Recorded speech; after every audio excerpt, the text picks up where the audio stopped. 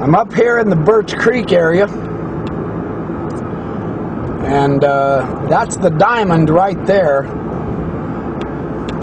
Up over to the north, the Bell Mountain is the one I'm going to. I'll show you the Bell Mountain, the mountain range. This is a beautiful mountain range. Nice place to camp. I've climbed the diamond. I believe it's like 11,600 feet. It's a pretty tall one. Bora is up to the north. That's the tallest mountain in Idaho. I'm going to go over to the Bell Mountain and do some videoing there, but this range of mountains, on the other side of this range is the Little Lost River range. It goes out into the Arco Desert and then comes out of Thousand Springs by Twin Falls. But it's a beautiful day. I'm going to go do some videoing.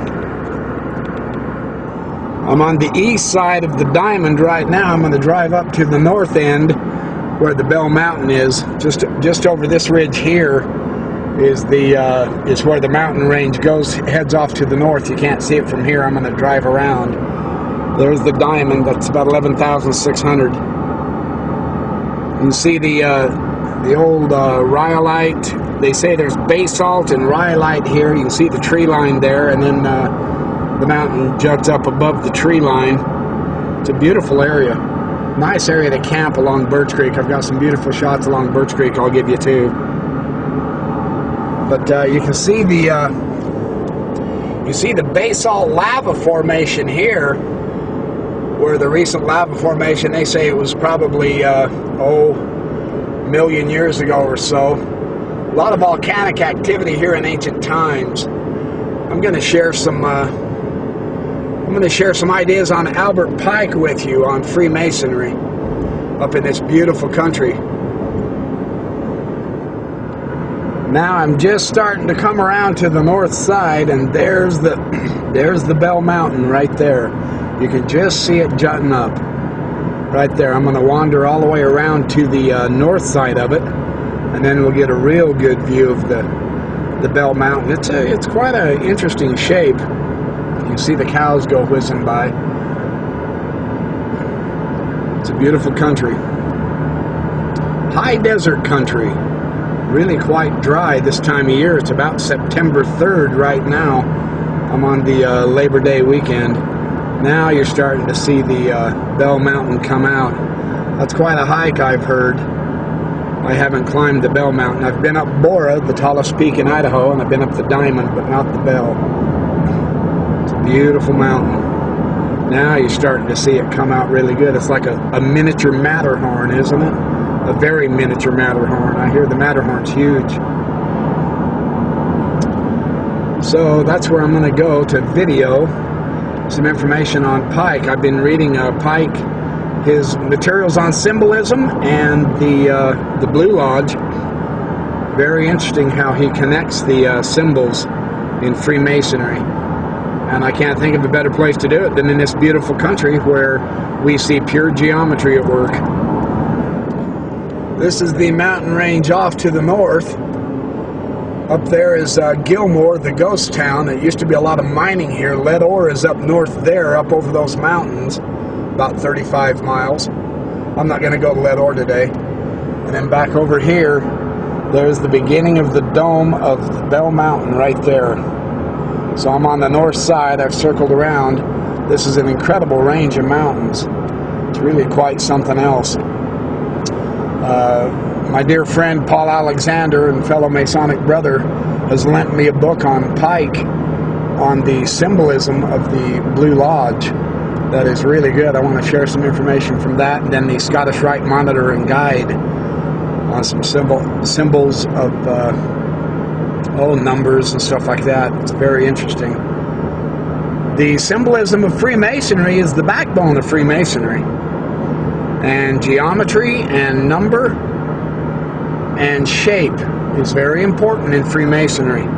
The triangles, the squares, we do everything on the square in Freemasonry for a reason. Triangles are very interesting. The diamond is a triangle. There's the diamond back over there. You can see just the back tip of it right there. And then you come over to the north, and there's the Bell Mountain. You can't see it from the east, but I'm coming up over around the north side.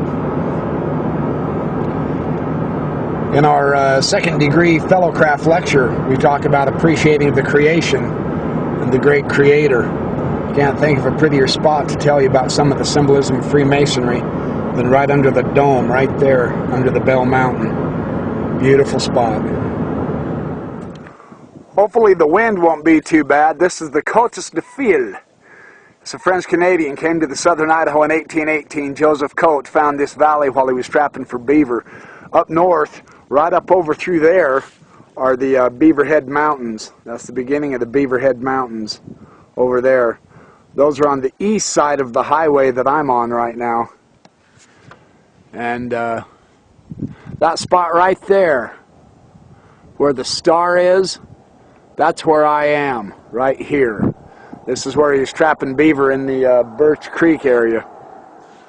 Right here on Idaho 28. Côtes de Fil. And then, of course, I'm going to swing around here. Here's the mountain range that I'm at. There's the diamond right there. There's the backside of the diamond. And this area right here is where I'm going to be filming. I know it's awful windy. I bet the wind is blasting this sound bad. Sorry about that. I'll make it. There's the Bell Mountain right there. It's quite a spectacular jut of rock. I believe it's granite and rhyolite and all that. This whole mountain range, now I'm pointing north. Now it's heading off to the north, up toward Gilmore. There's a really beautiful mountain lake up there on Sheep Mountain. I believe right above my truck there is Sheep Mountain. There's a beautiful lake. Someday I'll get back up there and do some video in there too. Sheep Mountain, and then north there is Leadore. So there's a history of the area real quick. Not that you're interested, but I think it's fascinating. I think it's especially intriguing how the tree line follows the bottom base of these mountains, and the mountains jut up past the tree line. I think that's one of the more interesting parts of these mountains. You can see the very strongly demarcated tree line there. And then, of course, the Bell Mountain juts right up above the tree line. I've been hiking in those trees. It's beautiful. The charcoal kilns are up here also, and I've done some videos on the charcoal kilns before. It's time to get to Albert Pike. Let's do some studies on symbolic masonry. Really fun stuff. It's awful breezy today. I hope you can hear this. The rabbit brush is blooming really nice. It's that time of year. The rabbit brush looks really good. It kind of yellows the desert floor. I'm on the east side of the diamond. Not that small peak to your right, but right there is the diamond. And I'm on the west side of it now. I've kind of come along in a horseshoe all the way around the diamond. It's a spectacular climb. And then this range comes off to the north, right there. And of course, I'm zipping over here to the Bell Mountain. It's a spectacular mountain. You see, there's still snow on that north side. That doesn't surprise me none. Someday, maybe if I get ambitious, I'll climb that. I doubt it.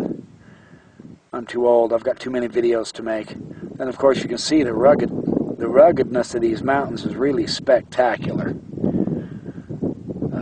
High and dry, high desert country. I know, you're bored to death with me telling you about the mountains. Don't watch my videos then. I love being out in nature. I'm a backyard Freemason and backyard professor. I like to share the beauty of the world with you too. There's more to life than learning. Sometimes you just got to get out and enjoy it. Alright, that's enough blathering. It's time to share some Albert Pike information with you. It's about time, right? Yeah.